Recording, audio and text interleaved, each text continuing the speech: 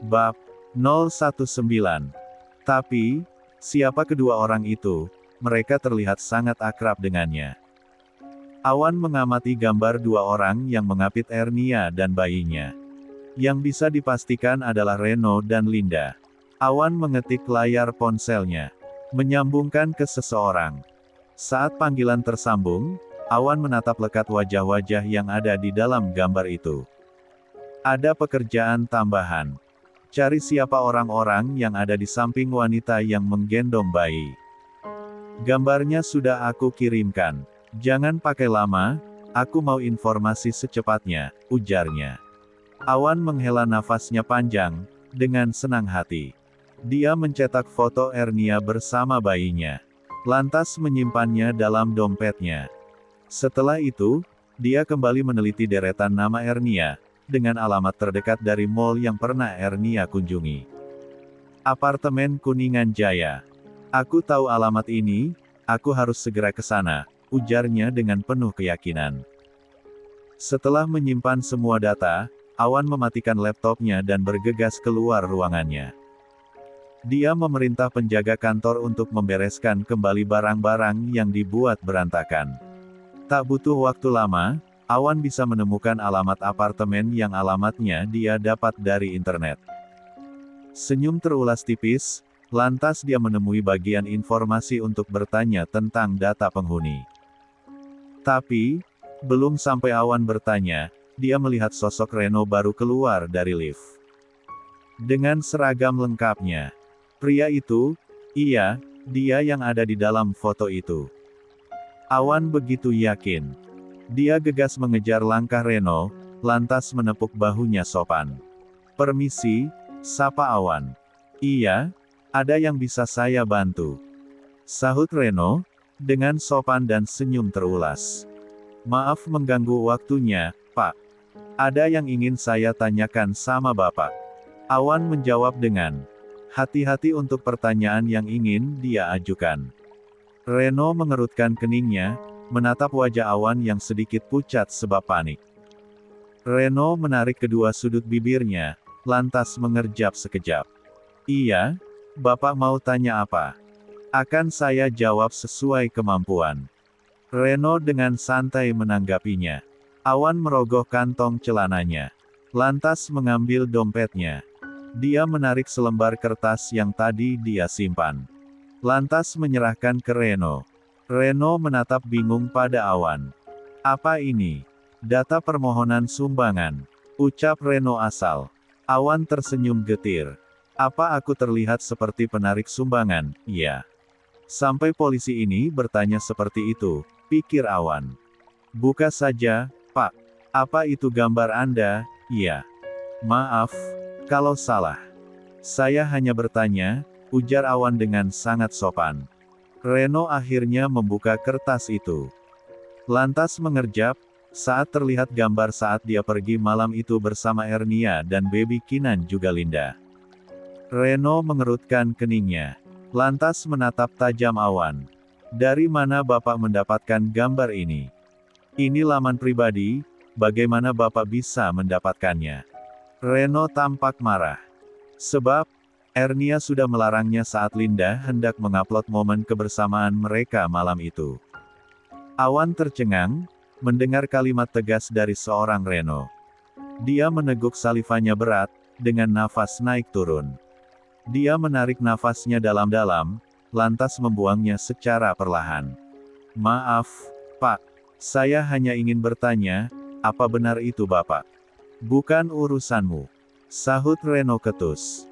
Dia justru khawatir dengan perasaannya. Terutama dengan Ernia. Dia menerka-nerka dalam hati. Tolong Pak. Saya harus menemukan wanita yang menggendong bayi itu. Ada urusan penting yang harus saya selesaikan dengannya. Tapi saya sudah mencari keberadaannya belum juga ketemu. Hanya itu yang ingin saya tanyakan kepada Bapak. Kalau Bapak mengenalnya, dan tahu di mana mereka berdua tinggal, saya mohon. Beritahu saya. Hampir gila saya mencarinya, jelas Awan dengan memohon. Glek. Reno semakin khawatir mendengar penjelasan dari Awan. Apa yang harus dia katakan? Jika dia katakan tidak kenal, tapi terlihat dengan jelas foto kebersamaan mereka yang tampak sangat akrab. Ah, Reno, kamu pasti sangat bingung. Reno sejenak memejamkan matanya erat. Satu helaan nafas berat ia embuskan. Melihat air wajah Awan, tampak pria baik-baik. Tapi, teringat kata-kata Ernia, Reno menjadi khawatir. Kenapa mencari kakak saya? Ada perlu apa? Tanya Reno asal. Sebab panik dan bingung. Sayang, belum berangkat. Nebeng ya, ada yang harus aku beli sekarang. Yuk. Tiba-tiba rangkulan Linda di pundak Reno membawa tubuh Reno menjauh dari Awan. Hai, tunggu, Awan berteriak memanggil Reno. Tapi sayang, Reno terus saja ditarik oleh Linda. Dan Awan dilema, antara harus mengejar atau bertanya pada orang lain. Awan sejenak berpikir, ya Tuhan, itu dua orang yang ada di foto itu. Kenapa aku biarkan mereka pergi, pekiknya, seraya mengayunkan langkah cepat mengejar Reno dan Linda. Tapi sayang, dia sudah tak melihat kedua sosok itu. Awan menghela nafasnya berat. Ponselnya berderit. Ia segera membuka kunci benda pintar itu. Dan mengecek notifikasi masuk tersebut. Oh, jadi mereka polisi, gumam Awan. Seraya mengangguk pelan. Informasi lain, polisi tersebut tinggal di apartemen yang saat ini sedang dia singgahi. Awan tersenyum, dengan debaran hebat di dadanya. Gegas dia mencari informasi yang dia butuhkan.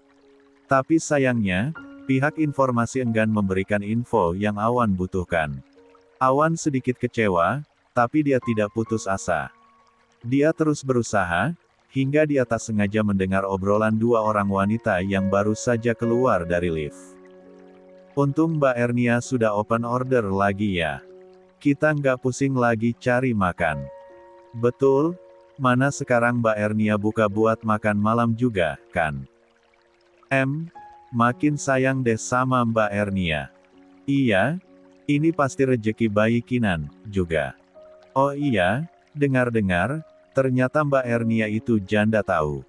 Dia hamil setelah bercerai. Dan suaminya baru tahu saat Mbak Ernia udah lahiran. Syok gitu lagi, kasihan. Awan terus membuntuti langkah kedua wanita itu. Hingga mereka masuk ke mobil mereka. Dan Awan kehilangan berita yang sedang ia dengar secara menguping. Tapi, meski begitu Awan lega. Setidaknya dia tahu, kalau Ernia memang tinggal di apartemen ini. Aku harus cari cara agar bisa bertemu dengan wanita itu. Sejenak, Awan mencari cara agar bisa menemui Ernia. Tapi dia masih belum tahu harus berbuat apa. Sebab bagian pengamanan apartemen sudah menutupi informasi tentang Ernia. Meski Awan memaksa dan sempat mencoba dengan suapan sejumlah uang. Tapi mereka tetap menolak. Awan mengacungi jempol untuk sistem yang dipegang apartemen tersebut. Menjaga data diri dengan aman. Pasti Ernia sudah memproteksi dirinya, pikir Awan. Membuat hati Awan semakin terpesona dengan sosok Ernia. Hingga dia akhirnya pulang untuk hari ini. Sebab dia sudah dipahami oleh pihak apartemen. 2 hari kemudian, siang hari di apartemen Ernia. Wanita itu kini sering membuka pintu apartemennya. Sebab akan banyak anak-anak kecil bermain di tempatnya. Juga ibu-ibu yang ngemong anaknya bersama Ernia. Membuat apartemennya selalu rikoi dan penuh. Tapi Ernia bersyukur dengan itu semua. Permisi, ucap seseorang di pintu masuk apartemen Ernia.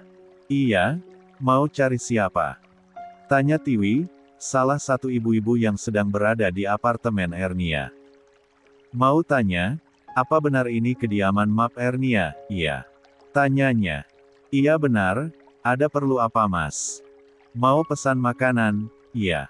Pasti penghuni baru. Tiwi asal tebak, tapi dibalas senyuman oleh pria tersebut. Iya, mbaknya kayak dukun saja. Tahu apa yang belum disampaikan orang, jawab pria itu. Oh, kan, Mbak Ernia. Ada pelanggan baru nih. Aduh, anakku pup lagi. Aku pulang dulu ya Mbak. Nanti sore jangan lupa, jangan pakai selada. Ganti mentimun saja yang banyak, ujarnya seraya menggendong anak bayi seumuran Kinan. Iya, ayam, kan bukan ikan. Sahut Ernia dari dalam dapurnya. Oke, ini, tamunya nunggu Mbak. Mas, permisi ya. Tunggu saja, Mbak Ernia lagi agak sibuk, ujarnya pada pria itu. Oh, iya Mbak, terima kasih banyak, sahutnya dengan tersenyum rikoh. Dia sejenak menatap Tiwi berlalu. Lantas menoleh, dan terdiam, menatap wajah Ernia yang sudah berada di hadapannya. Pun dengan ibu beranak satu itu. Mematung tak bergerak, membisu dengan bibir yang terasa keluh. Aku bersyukur akhirnya menemukanmu, gumam pria yang ternyata adalah Awan. Pria itu mengulurkan kedua tangannya. Hendak memeluk Ernia. Sebab rindu dan khawatir yang menghimpit perasaannya. Tapi, Ernia sontak mengangkat tangannya seraya mundur beberapa langkah dari tempatnya semula berdiri. Maaf. Dengan sangat lirih Ernia menyahutnya. Tapi masih terdengar oleh indera pendengaran Awan. Pria itu menghela nafasnya panjang. Sungguh, tak biasanya apartemen Ernia begitu lengang. Padahal, biasanya sangat rikoi. Sejak ada bayi Kinan bersamanya. Seolah waktu memberi kesempatan padanya. Untuk meluangkan waktunya bersama seorang Awan. Keduanya kembali bersitatap dalam diam. Hingga bayi Kinan terdengar menangis. Ernia gegas menutup pintunya tanpa permisi. Pekik Awan penuh sesal. Pulanglah Mas. Biarkan kami sendiri. Mbak Gladys lebih membutuhkan Mas Awan, sahut Ernia pasti. Tapi bayi kita juga butuh aku, Awan membalas lebih tegas. Ernia meremas dadanya. Ada yang terasa nyeri di dalam sana. Manik Kinan menatapnya lembut dalam dekapannya. Bayi mungil itu seolah ingin bertanya padanya. Perihal pria yang ada di balik pintu itu. Ernia mencium hangat pipi Kinan. Lantas tersenyum tipis, dan sekali lagi mencium bayinya. Izinkan aku bicara dulu. Kita sudah bisa menikah, kan? Bayi itu sudah lahir. Aku harus bertanggung jawab atas apa yang sudah aku lakukan, jelas Awan sekali lagi. Tolong, biarkan aku sendiri, Mas. Jangan temui aku lagi. Aku mohon. Aku sudah cukup tenang bersama bayiku, balas Ernia dari dalam. Dia juga anakku, Jangan memaksa, ku mohon. Sebab aku tetap pada pendirianku. Mas Awan pergi saja. Fokuslah dengan pernikahan Mas. Jangan sampai kandas, ucapnya. Ayolah kita butuh bicara. Kita harus membahas banyak hal, bujuk Awan. Tapi, Ernia tetap tak mau keluar atau sekedar membuka pintunya. Dia memilih masuk ke kamarnya, dan ngelonin bayinya. Dia tak peduli Awan terus saja mengetuk pintu dan memanggil namanya. Awan menghela nafasnya panjang. Lantas menulis sesuatu di atas kertas dan menyisipkan ke bawah pintu. Lalu dia dengan gontai meninggalkan apartemen Ernia. Ernia bernafas lega. Sebab tak lagi mendengar suara Awan. Setelah memastikan Kinan tidur pulas. Ernia lantas beranjak dari ranjang dan mulai mempersiapkan bahan makanan yang akan dia masak. Dia tidak peduli Awan masih terus mencarinya. Yang sekarang dia pikirkan bisa mungkin dia akan menghindar dan menjauh dari Awan.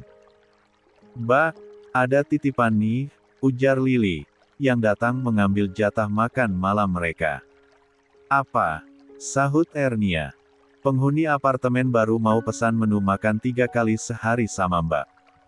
Kira-kira bisa nggak? Oh, sarapan sama makan malam saja bisanya. Sampaikan itu padanya, ya. Oh gitu. Kalau orangnya pengen ngomong langsung sama Mbak. Boleh nggak dia minta nomor telepon? Tanyanya lagi. Oh, penghuni apartemen ini juga, kan? Lily mengangguk pasti. Ernia lega, dan mengizinkan Lily memberikan nomor ponselnya. Rezeki, tak boleh ditolak, pikir Ernia. Lily pun pamit pada Ernia. Sementara Ernia sendiri segera kembali.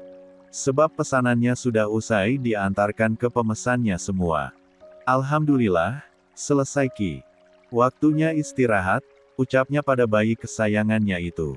Dia gegas mengganti pakaian Kinan, juga dirinya. Lantas bersiap untuk merebahkan badan. Setelah 3 rakaat dia dirikan. Memeluk Kinan dengan penuh kasih. Menyusuinya agar bayi itu segera terlelap. Setelah kelahiran Kinan, Ernia sering bangun dini hari. Dan memilih istirahat lebih cepat. Sebab lebih nyaman di tubuhnya dia rasakan. Malam ini Linda tak menginap bersamanya. Gadis itu ada tugas malam selama sepekan ke depan. Itu pamitnya pada Ernia. Siapa ini? Nomor baru. Wow, pesan 3 kali sehari. Menu terserah, wajib setiap hari. Delivery order. Apartemen nomor 367, atas nama Aditya, ucapnya membaca pesan masuk yang ternyata sudah sejak semalam. Ernia tersenyum, dia hanya menggeleng saat melihat nomor tersebut melakukan panggilan semalaman sampai puluhan kali. Dia tertawa sambil menutupi mulutnya. Kasian, pasti khawatir nggak sarapan pagi ya. Ernia bermonolog. Oke. Jam 7 makanan siap diantar. Pastikan Bapak ada di tempat jam tersebut. Jika tidak ada, saya berikan. Pada yang mau membelinya saat itu. Ernia membalas chat tersebut, seraya mengalungkan tali apron ke tubuhnya. Setelah terkirim, Ernia gegas berperang dengan semua bahan makanan yang ada di dapurnya. Tangannya begitu cekatan mengolah semua itu. Bahkan, dia sangat terampil menyusun di box-box yang bahkan secara instan dia pasang. Seperti mengerti keadaan sang ibu. Kinan akan anteng dan nyaman tertidur pulas di kasur sang ibu. Sehingga Ernia dengan tenang menyelesaikan semua masakannya. Tepat saat dia usai mengantar semua pesanan itu. Saat itu Kinan terbangun. Tapi tidak dengan pagi ini. Tepat saat Ernia hendak pergi, Kinan terbangun. Terpaksa, Ernia mendorongnya dengan stroller bayinya. 367, sip. Ernia gegas menekan bel pintu apartemen tersebut. Pintu terbuka, Ernia masih fokus dengan ponselnya. Membaca nama pemesan makanan untuk sarapan. Paginya, satu tangan memegang ponsel, tangan lainnya memegang kotak box makanan. Bapak Aditya, apartemen nomor 367, pesan untuk sarapan, makan siang dan makan malam, ujar Ernia. Membaca isi pesan yang ada di ponselnya. Betul begitu Pak Aditya? Tanyanya, seraya mengangkat wajahnya pasti dengan senyum mengembang.